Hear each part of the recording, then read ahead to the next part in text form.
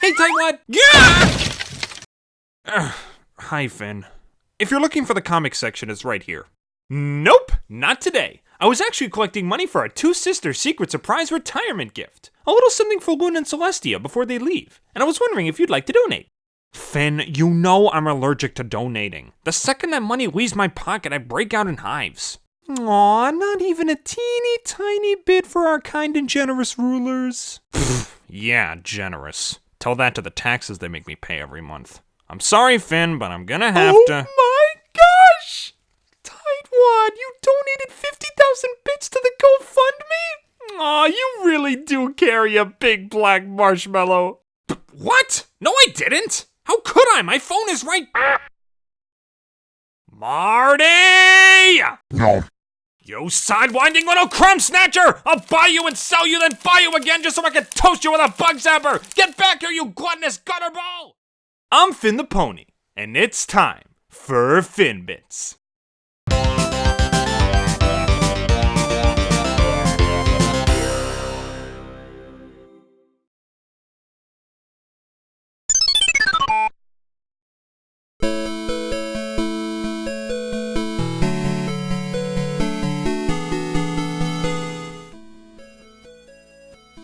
So, the Summer Sun Setback. An episode where, well, a lot of stuff happens. Twilight has to organize the last Summer Sun celebration, the Mean Three sabotage the festival so they can steal the Bewitching Bell strategy guide, the rest of the main seven need to distract Twilight so she doesn't realize everything has gone wrong.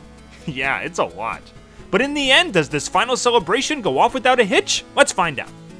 So yeah, if that description didn't clue you in already, this is quite the ambitious episode. It's trying to cram in 3 subplots, proper growth for the cast, well-established drama, continuity nods, an emotional ending, effective comedy, and plenty of hanging threads for the upcoming series finale. All in only 22 minutes, half the time of any episode that would normally involve all this. And I'm sure you're waiting for the inevitable dumpster fire that's sure to ensue, right?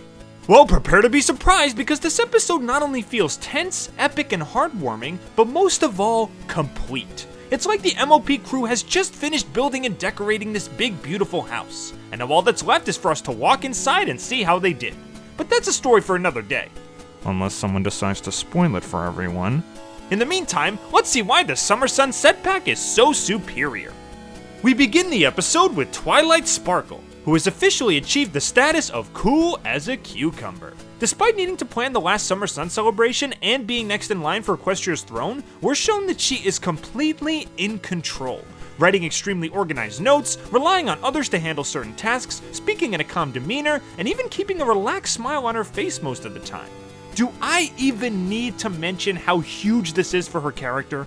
If this were old Twilight, we would see books scattered everywhere, constant panicking about what they have done and haven't done, and the ruffled mane and twitchy eyes of a mental patient. But instead we get conclusive character growth which shows that she's finally capable of handling all kinds of situations. Big or small, long-term or last minute, chaotic or controlled. And it's not like she's completely worry-free. We see her put on a nervous face every now and then, and even raise her voice to her friends, but then she regains her composure, takes a deep breath, and thinks about all the options they have to fix the mess they're in. They not only gave us proof that shows how much Twilight has developed, but also threw in little touches to show that her stressfulness isn't completely gone, but just much better handled. I have no worries that she'll be an effective ruler when the time comes for her to take charge. Also, I know freaking out may not be her thing anymore, but is it okay if I still add Twilighting to the dictionary? The rest of the main 7, while not having as many standout moments as in the season premiere, still shine pretty brightly. I like seeing Fluttershy comforting the head weather pony by using the classic take a deep breath technique, reminding us of how good she is at calming creatures great and small. Heck, maybe Twilight took lessons from her before this episode. Rarity giving a speech about taking pride in your work is extremely appropriate for her character, and then Spike needing to pull her back on topic when she goes off on fashion-related tangents reminds us that he is, and always will be, best assistant. Applejack is still the die-hard honest apple she's always been, and is the only one to oppose hiding the chaos from Twilight. And when Twilight does find out, her little outburst about how no one listens to her was pretty hilarious. I told you I'd shoot, but you didn't believe me. Why didn't you believe me? But as usual, the Golden Side Character Award for this episode has to go to Discord. Every scene with him was a colossal highlight for me. Aside from the usual shenanigans like hiding a cloud behind the episode itself or watching himself all night, we get a really funny reason as to why he doesn't just fix everything himself. He arrives early in the episode to ask to help prepare for the Summer Sun celebration, but Twilight gives him pretty much nothing to do aside from don't do anything Discordy, and he's clearly very grumpy about this. So when everything goes wrong and he can easily snap his fingers to fix it all, he pretty much says, "Well, you didn't need me then, so I guess you don't need me now. Let's leave this up to teamwork and character growth." You wonderful character, you. I know that his main motivation for this is to enforce the idea that Twilight and company shouldn't rely on him for everything, as shown in beginning of the end, but you can't tell me that he wasn't just enjoying the sweet-tasting karma of the situation too, which is both smug and perfectly in character for him. Throw in the fact that we get to see him enjoying the chaos completely guilt-free since he didn't cause any of it, and you get another reminder of how a well-written Discord can make any episode better.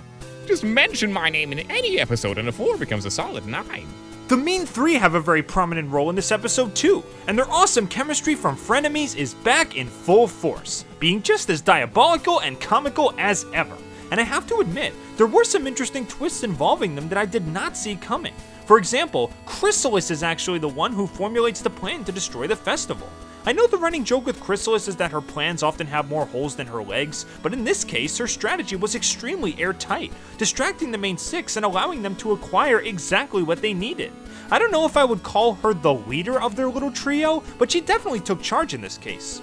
But that's not all. Near the end, Cozy Gold points out something very interesting that has the potential to be one of the best series finales in MLP history. Take a listen to this and tell me the first thing that pops into your head. It really was super easy to get all those Earth ponies and Pegasi and unicorns to turn on each other. Alright, let's see if we thought the same thing. Ready? 3, 2, 1, Pony Civil War!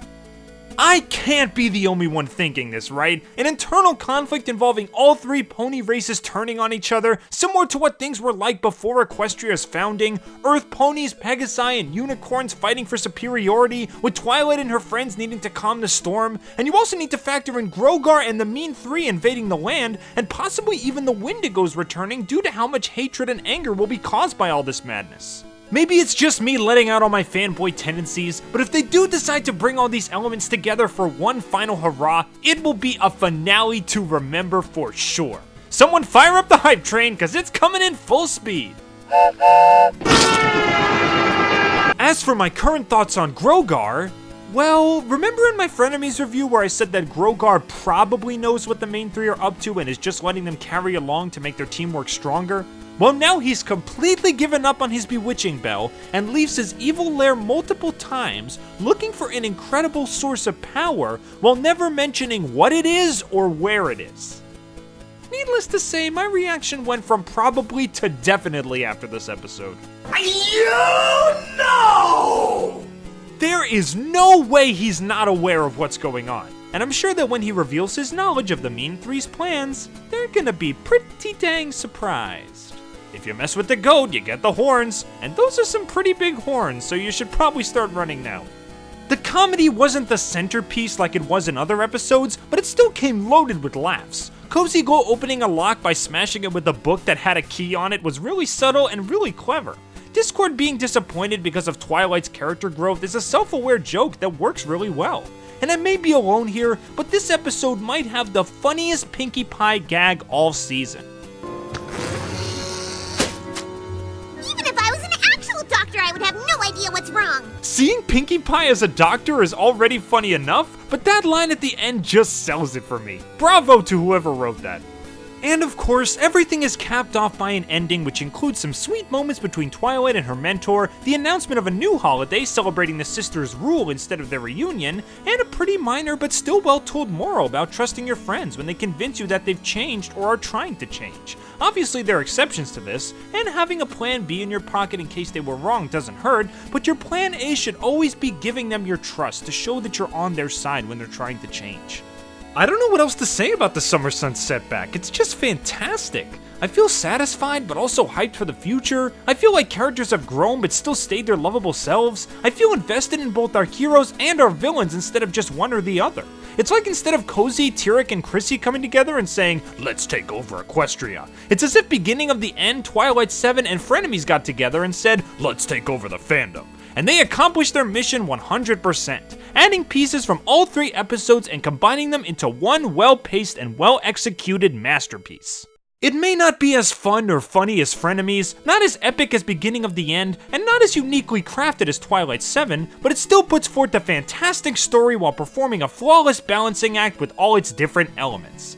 Seeing Twilight raise the sun for the first time feels so triumphant and special, and it warms my heart to see just how far our favorite purple book horse and her friends have come.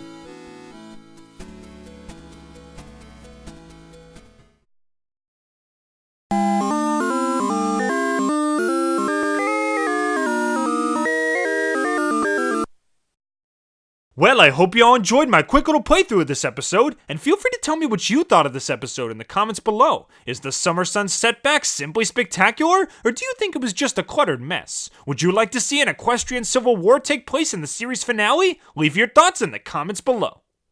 Thanks for playing along with me. I'm Finn the Pony, and I hope to see you all next time on Finman.